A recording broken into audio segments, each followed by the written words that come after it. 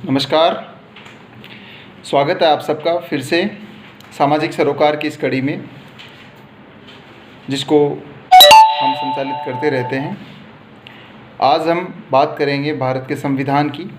भारत के संविधान की एक ऐसी चर्चा, एक ऐसा विषय जिसके बारे में चर्चा हमेशा से ही चलती रही है। हमेशा से ये चर्चा का विषय बना रहा है।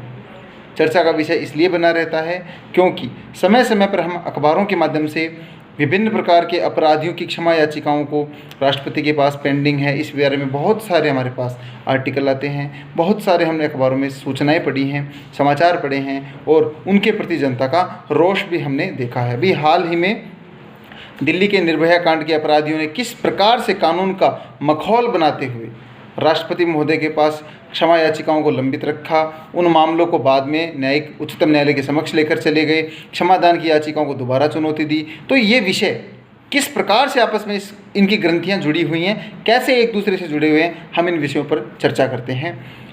आपको पता है कि हम रोज़ संविधान के एक विषय को लेकर आपस में चर्चा करते हैं और इस चैनल का माध्यम की उद्देश्य भी यही है कि अधिकतम लोगों तक भारत के संविधान के बारे में, लोगों को तक कानून के बारे में जानकारी पहुंचाई जाए, क्योंकि एक पब्लिक वेलफेयर स्टेट वही होता है जिसमें जनता को उस देश के संविधान की जानकारी हो, उसके अधिकारों की जानकारी हो, उसके कर्तव्यों की जानकारी हो।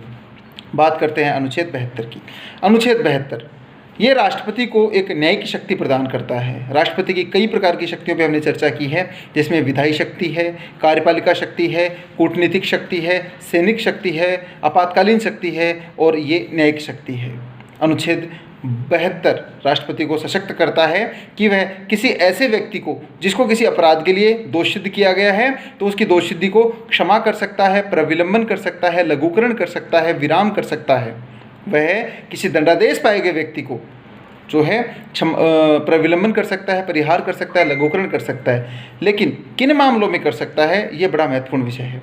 ऐसे किसी भी विषय में जिसके बारे में जिस विषय पर संघ की कार्यपालिका शक्ति का विस्तार है, कोई भी ऐसा विषय जिस पर संघ की कार्यपालिका शक्ति का विस्तार है, उस विषय के बारे में यदि कोई अपराध किया गया है तो उस अपराध के लिए राष्ट्रपति को ये सभी प्रकार की शक्तियाँ प्राप्त है।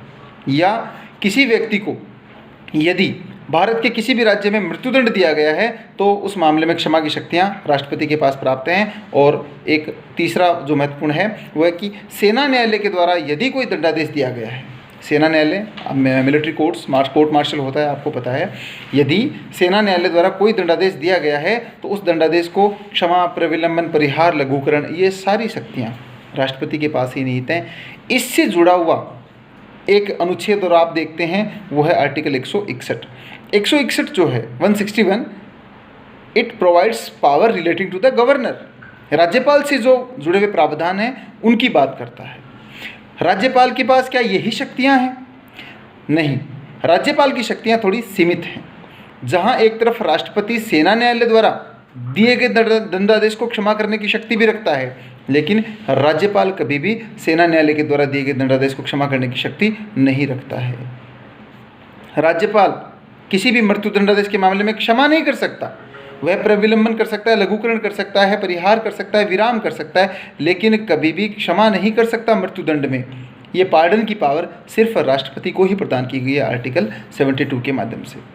सुप्रीम कोर्ट ने तो यहाँ तक कहा है कि राष्ट्रपति की ये संवैधानिक शक्ति है, ये न्यायिक शक्ति से बाहर जाकर उसको एडिशनल दी हुई है। इसलिए राष्ट्रपति जब इस शक्ति का प्रयोग करता है तो वह सुप्रीम कोर्ट और निचले अधीनस्थ न्यायालयों के समक्ष जितने भी साक्ष्य दिए गए हैं उन साक्ष्यों का स्वयं मूल्यांकन भी कर सकता है, दोबारा से मूल्यांकन भी कर सकता है और अपना पृथक से निर्णय भी दे सकता है।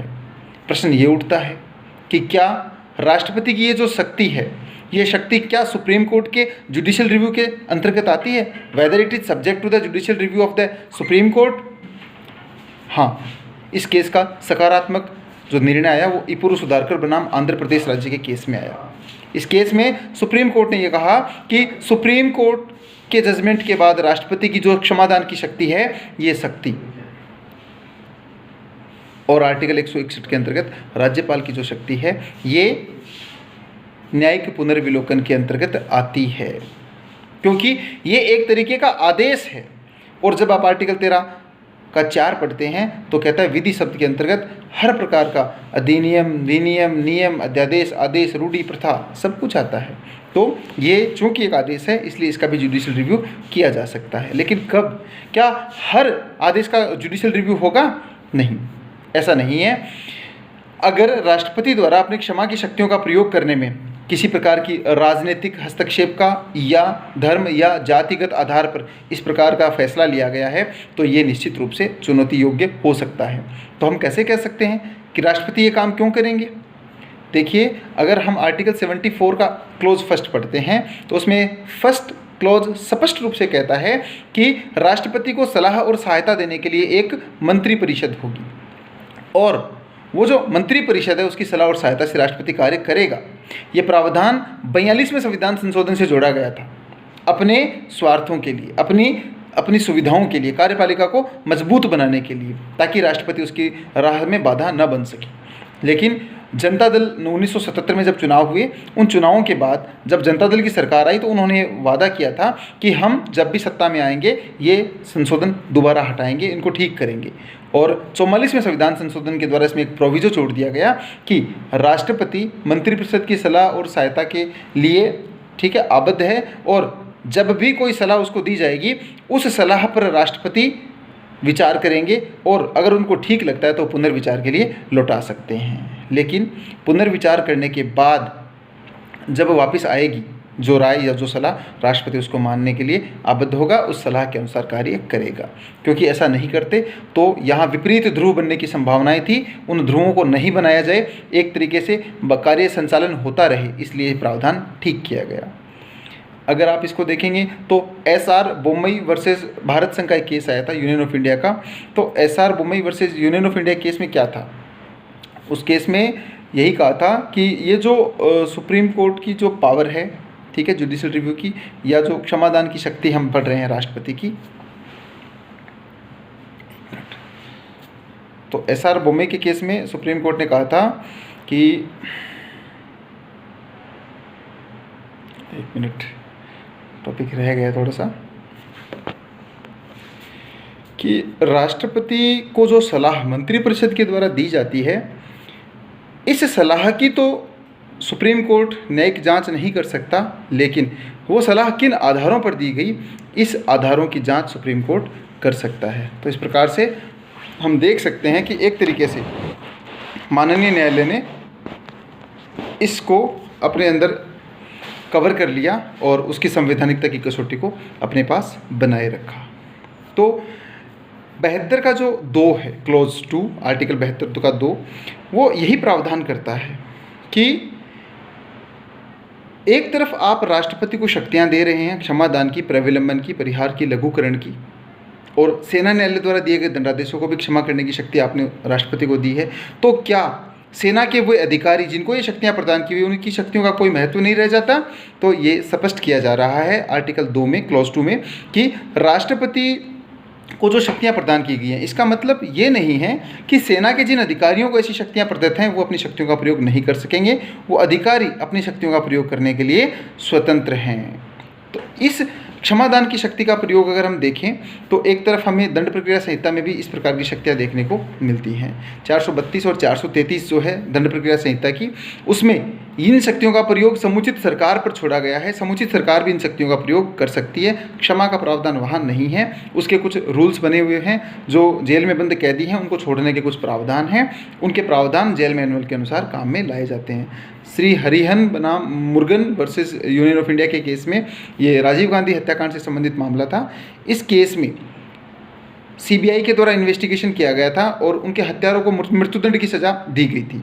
तत्कालीन तमिलनाडु सरकार ने उनके जो मृत्युदंड है उसको क्षमा करने का प्रस्ताव पास करके उनको छोड़ने का इरादा बनाया।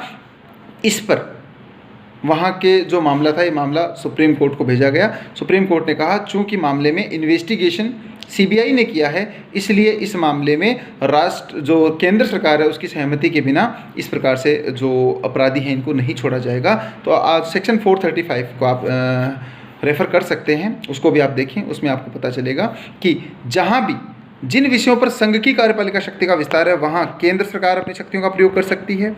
जिन विषयों पर राज्य की कार्यपालिका शक्ति का विस्तार है उन विषयों के लिए राज्य राज्य सरकार अपनी शक्तियों का प्रयोग कर सकती है, लेकिन जहां अपराध ऐसे विषय में किया गया है जिस पर जिनमें कुछ विषय संघ के हैं, कुछ विषय राज्य के हैं, तो वहाँ राज्य केवल अपनी कार्यपालिका शक्ति का प्रयोग करते हुए इस प्रकार से अपराधियों को नहीं छोड़ सकता है।